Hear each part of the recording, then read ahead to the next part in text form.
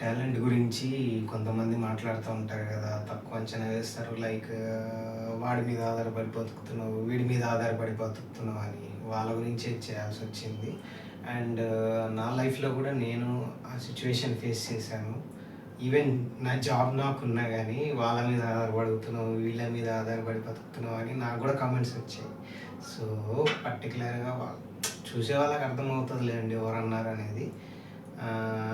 ఆ కమెంట్స్ వల్ల నేను డిప్లొమా ఇన్ అగ్రికల్చర్లో చేయడం స్టార్ట్ చేశాను. ఆటోమేటిక్గా జాబ్ ప్లస్ అది మేనేజ్ చేసుకుంటా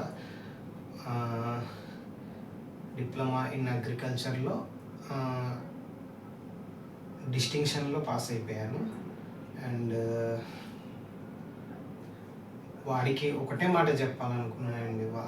ఆల్రెడీ వాళ్ళు ఎవరు చూసినా కానీ వాళ్ళకు ఒకటే మాట చెప్తున్నా, అట్లాగే ఇంకా టాలెంట్ని ఎవరైతే డిస్కరేజ్ చేస్తారో వాళ్ళకు కూడా ఒక మాట,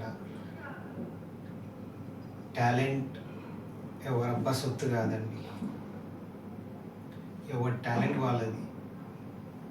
వాళ్ళ టాలెంట్ యూజ్ చేస్తే వాళ్ళు చేయంది ఉండదు ఎడ్యుకేషన్లో కానీ. ఓకేనా?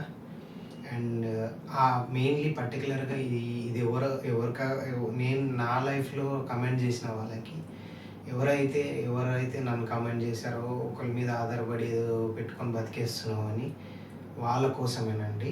మెయిన్లీ నువ్వు చూస్తే కనుక ఆ ఆటలో అరటిపండు గడికి చెప్పు, లైక్ తలుచుకుంటే ఎవరైనా ఏదైనా చేయగలుగుతారు. This is my diploma in agriculture certificate.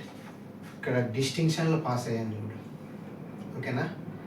ఎవడి మీద ఎవడు ఆధారపడి బతకాడు. మళ్ళీ చెప్తున్నా, టాలెంట్ వాడబ్బా సొత్తు కాదు అని చెప్పు. ఓకేనా? పర్టికులర్గా టాలెంట్. సో నా రిక్వెస్ట్ ఏంటంటే ఎవరిని కూడా టాలెంట్ విషయంలో తక్కువ చేసి మాట్లాడొద్దు ప్లీజ్. బట్ మెయిన్లీ అరటిపండు గడికే థర్డ్ గడికి చెప్పు, డిప్లొమా ఇన్ అగ్రికల్చర్ ఫస్ట్. నేను ఎవరి మీద ఆధారపడి బతకాల్సిన అవసరం లేదు. నాకు నా జాబ్ ఉంది, నా డిప్లొమా అగ్రికల్చర్ ఉంది. ఓకేనా?